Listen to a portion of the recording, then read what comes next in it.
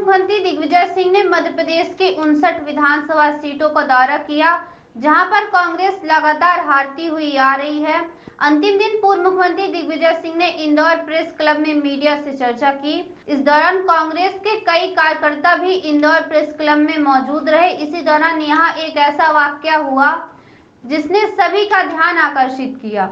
जिस वक्त Digvijay Singh press conference कर रहे थे, ठीक उसी समय इंदौर के पूर्व शहर अध्यक्ष विनय वाकलीवाल सोते हुए नजर आए।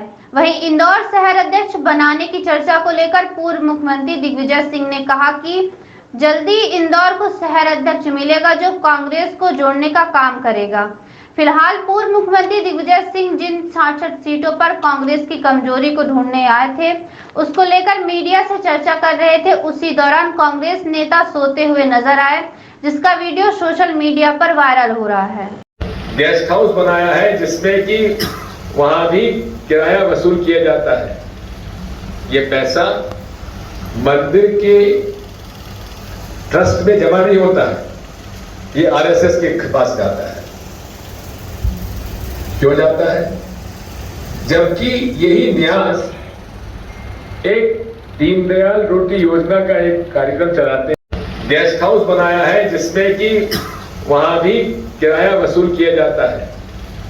ये पैसा मंदिर के ट्रस्ट में जमा नहीं होता है, ये आरएसएस के पास जाता है।